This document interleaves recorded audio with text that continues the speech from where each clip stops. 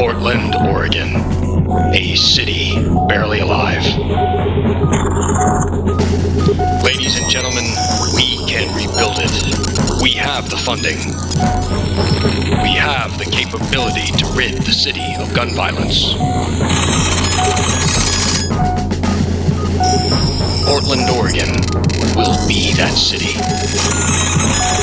Better than it was before. Better, safer, cleaner.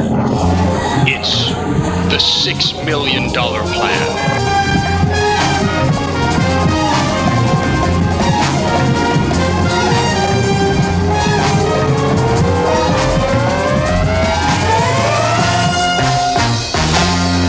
Yes! Hi-ya! Oh my goodness. How'd you like that? I'm Dan Haggerty. It's Friday. Come on. Welcome to The Story. All the ways to communicate with us at the bottom of the screen. Use that hashtag HeyDan. Send us an email at thestory@kgw.com. Find me on Facebook, Instagram, any of that good stuff. And let's do some big story. How about it? All right, so the $6 million plan. We've been talking about this thing all week. It's Portland's latest strategy to tackle the spike in gun violence that we've seen so far this year.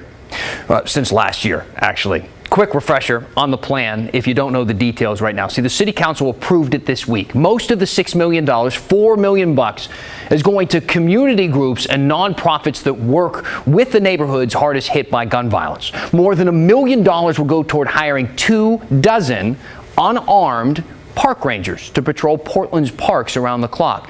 None of the money, not a single buck, not a single penny, will go toward police. But they are restructuring the Bureau to assign more officers to gun violence. Now, ever since we started talking about all of this, you guys have been flooding our inbox with questions, understandably. A lot of them have been about the park rangers that seemingly now have this new, I guess, more dangerous job. At least it sounds more dangerous. Dennis asked, why hasn't anyone spoken to the park ranger leadership to see how they feel? So actually, Maggie Vespa did talk to the park ranger supervisor, Vincent Harrison, and here's what he had to say.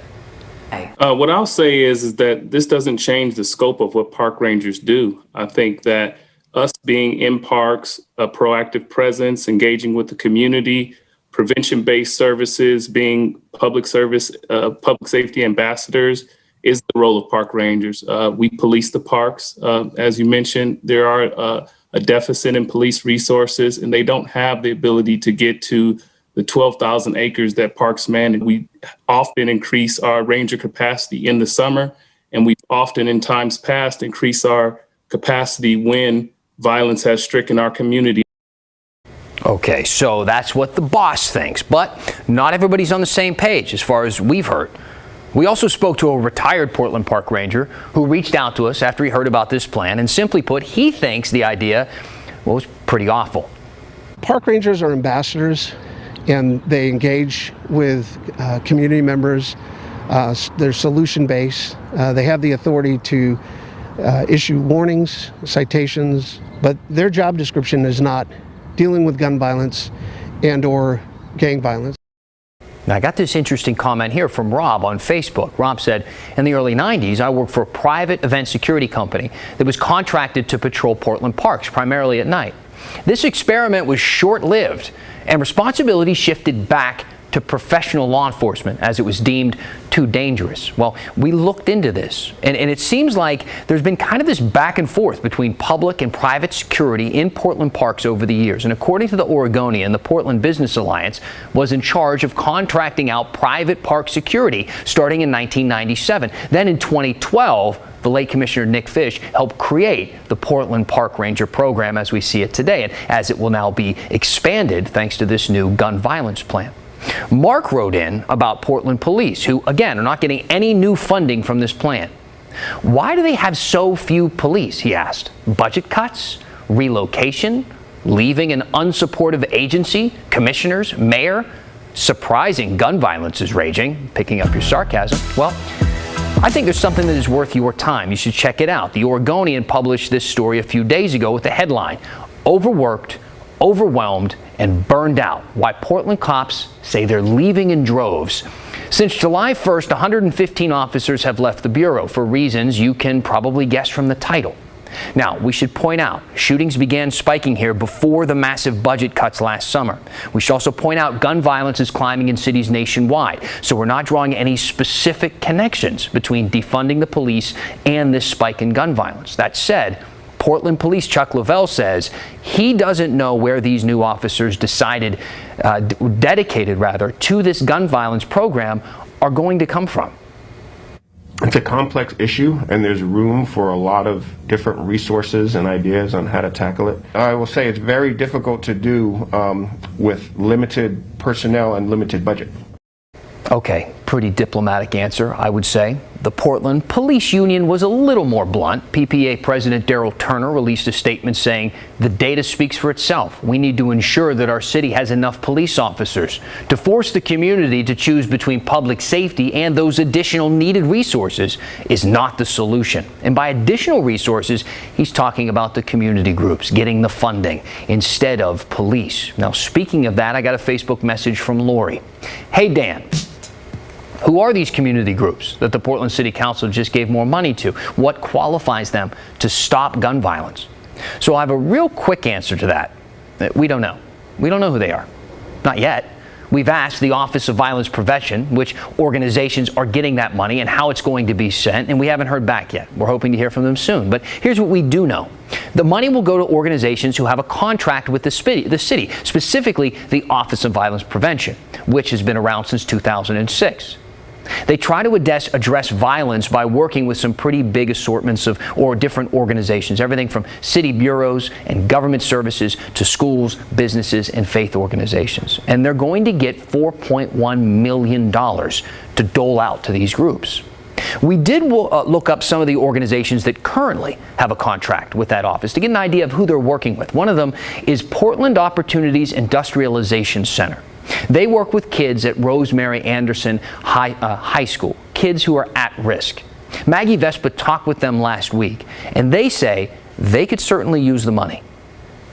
Other places have a tax dedicated to this type of work. So we need these resources for us to provide better opportunities, as well as changing some of the ideologies that come along with surviving in a community that's struck with so much violence. Other groups that have contracts with the Office of Violence Prevention are the Immigrant and Refugee Community Organization, the Latino Network, and the Native American Youth and Family Center. But again, the office hasn't told us exactly what's going to happen with this money, who's going to get the money, how much they're going to get, what their specific plans are to spend it. But Commissioner Carbon Rubio's office told us more about some of these services and what these organizations provide. They do mentorship and education. They help people find jobs. They run activities like sports teams and music programs and art programs. They connect people with health services. Now, we're going to keep following up with them to find out more about what they have planned, of course. A group that isn't slated to get any more money under this new plan is the Street Response Team. That's that new pilot project that responds to people dealing with homelessness and mental health crises. They're eventually supposed to be the ones who respond to that sort of stuff instead of police, but they're still trying to figure out exactly how that's all going to work.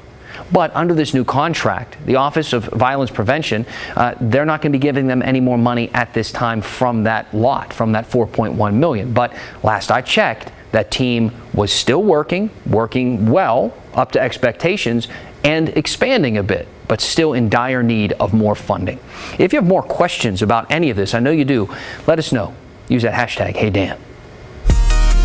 All right, let's talk about vaccines. We like to count vaccines. This is kind of something we do. We like to count here. More than 1.4 million people in the state of Oregon have gotten at least their first dose of one of the vaccines. The majority of these people have actually gotten their second dose, and that puts us at 33% of the state's population with at least one shot. In Washington, more than 2.66 million people have gotten at least their first dose. That works out to be about 35% of their state's population. Now, we get a bunch of vaccine questions every day, as we expect. Keep those coming. And we sent them to our newsroom expert, Pat Doris, to get some answers.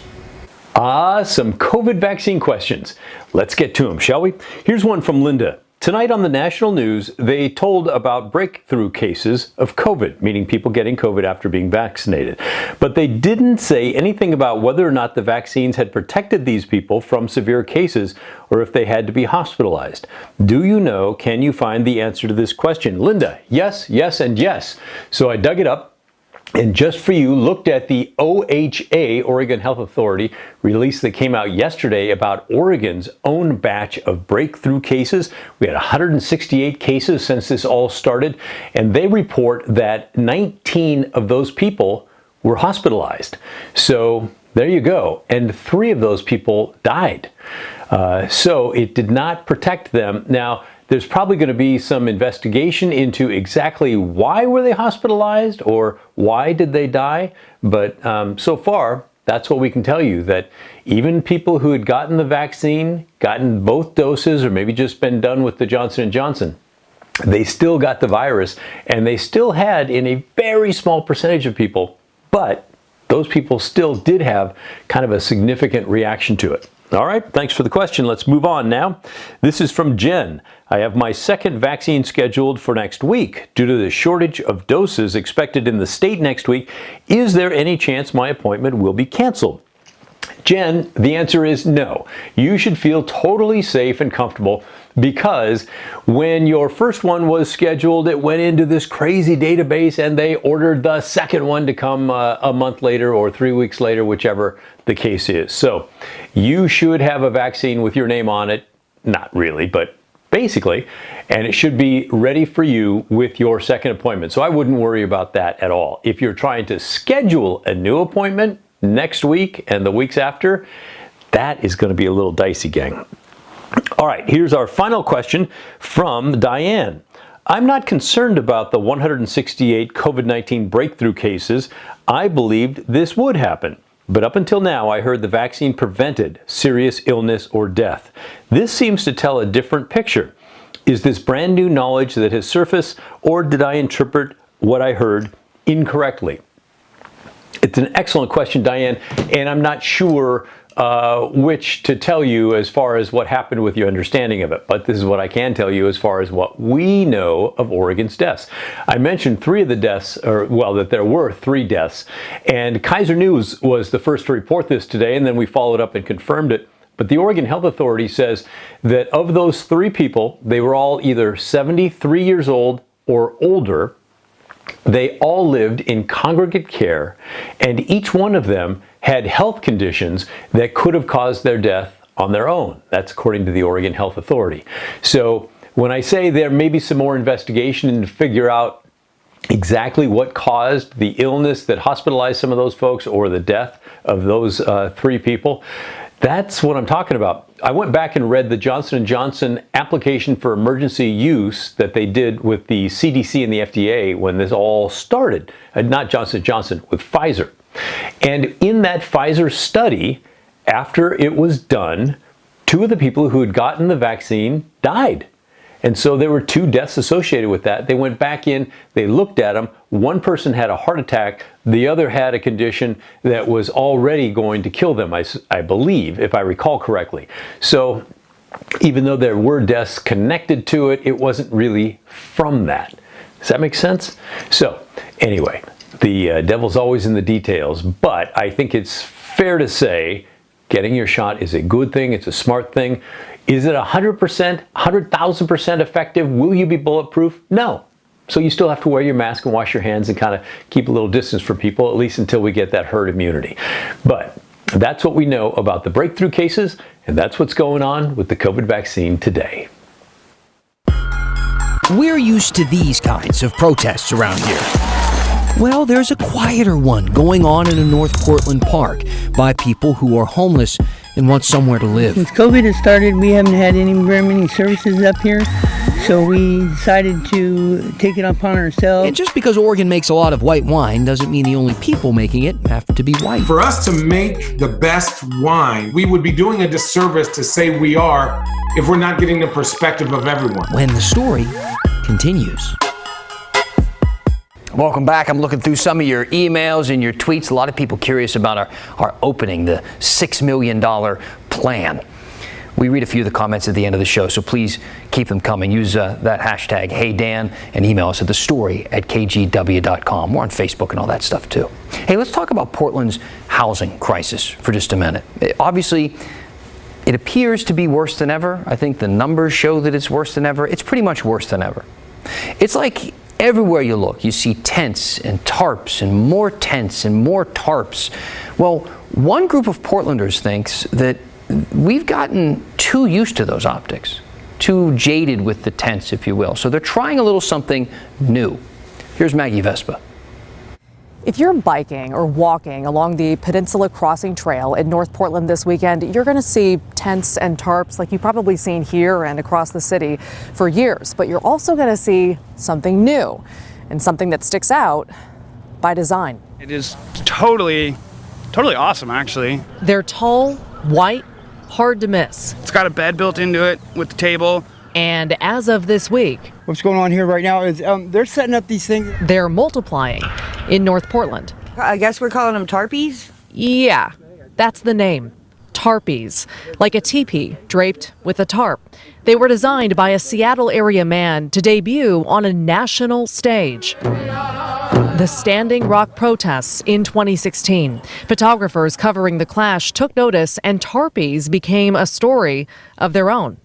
Describe to me what it's like in there right now. It's really homey. I like it. Now, Portland activists want to use them, both to provide shelter. They're for the homeless to get up off the streets. And with their big white frames, to send a message. We were looking at cost, for one thing. These are fairly easy to construct. That message, with more people than ever sleeping on Portland streets, the city needs to think outside the box of shelters and affordable housing to get a handle on this crisis and start building more outdoor organized camps that look appealing and give people a safe space to start rebuilding their lives. We tried to make it so that people could close the door and be private, have a place to be off the ground, have a place to lay down, have a table. The push comes at a poignant time. The city council just extended Portland's housing crisis another year, and they're weighing loosening city code to make opening shelters easier.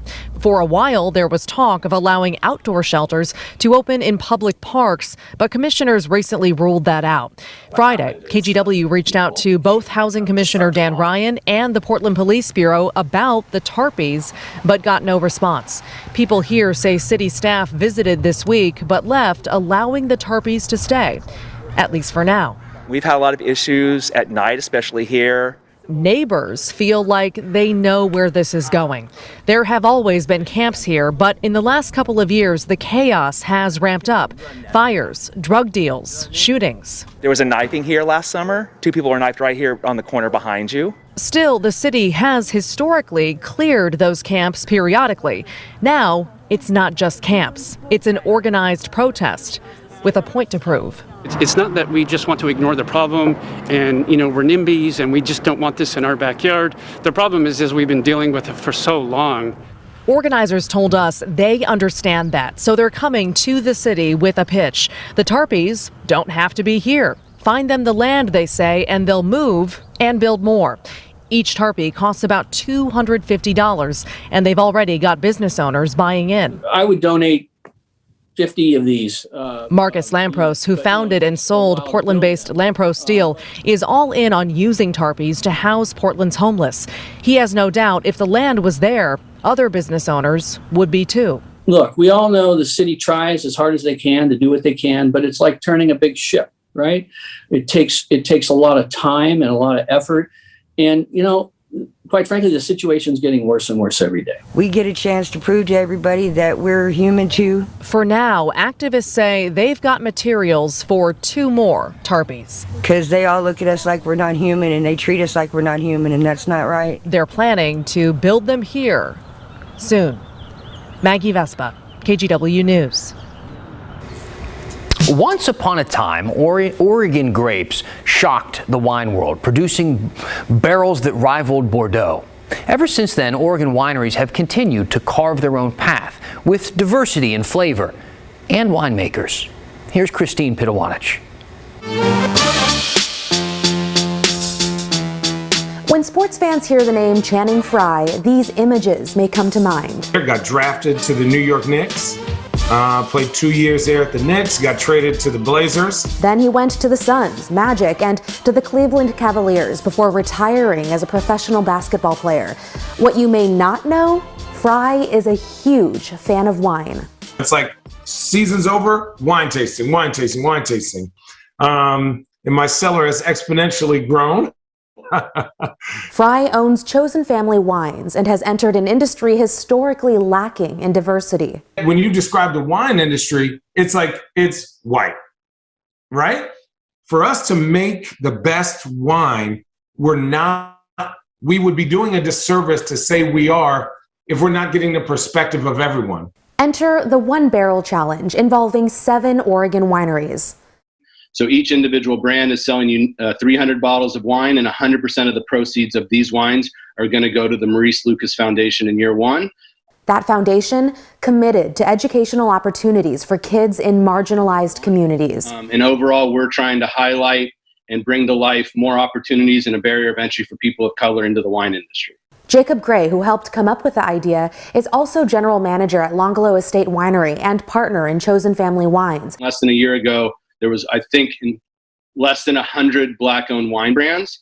And just in the Willamette Valley, there's 500 or 600. So if you think about that globally, that's a very small number. But recently, more people of color have become involved with the wine industry, including trailblazer CJ McCollum. Moving forward, the hope is that the One Barrel Challenge will help break down barriers of entry for people of color.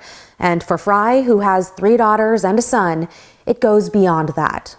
And so I'm trying to show them successful women and people of color that are doing this, right? And for my son, it's like I want him to have any option in the world. And so we're trying to encourage people to say, hey, we're knocking on the door and we're opening it. Come on in here. And getting into the wine industry doesn't necessarily mean becoming a winemaker. In fact, there are so many different opportunities to get involved. As for the One Barrel Challenge, people can start buying the wines on May 1st. You can find all the details on onebarrelchallenge.com. Christine Pitawanich, KGW News. Go for a little glass tonight, maybe. It is Friday. It's a weekend upon us. All right, hey, send in your questions and comments. I'm going to read a few when we finish the story. Next.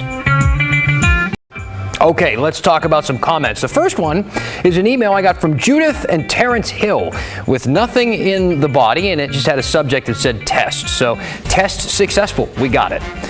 Moving on. The next one came in from Jesse saying, I like the RoboCop-inspired intro. However, it did confuse my mother on what we were watching. Welcome to the story. Will confuse your mother. It wasn't RoboCop inspired. It was The $6 Million Man, which was my dad's favorite show when he was younger. You know, $6 Million Plan. What is this? We're trying to be cute. And then we got another thing here from Rob. I'm still confused. Is the police non-funding stuff a mess? Or do we just have to wait and see what's planned and if it will work or what? So, I mean, yeah, that's kind of, you just hit the nail on the head.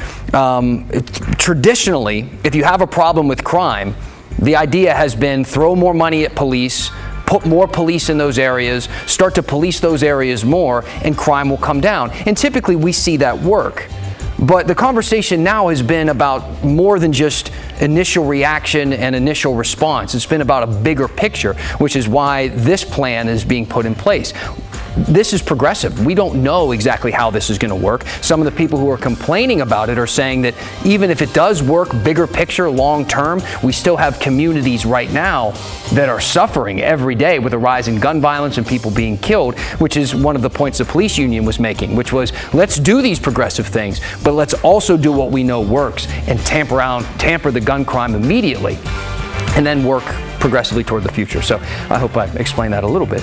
Also, I got this from John, and he said, congrats on the Emmy nominations. You guys probably don't know this at home. Why would you? But we got nominated for a couple Emmys today on the story, and KGW got nominated for like 41, which is more than the station has ever been nominated for in a given year. So we're so blessed by that. And it's something that I guess the people at home, if you like this show and you like what we do, you tell us all the time on email. So we know how you feel about us. this, but it's fun to have our peers kind of recognize this crazy little thing that we do that, honest to God, most days we are in our morning call and we're like, what are we even doing up here? And this is sometimes, I mean, you saw the intro tonight.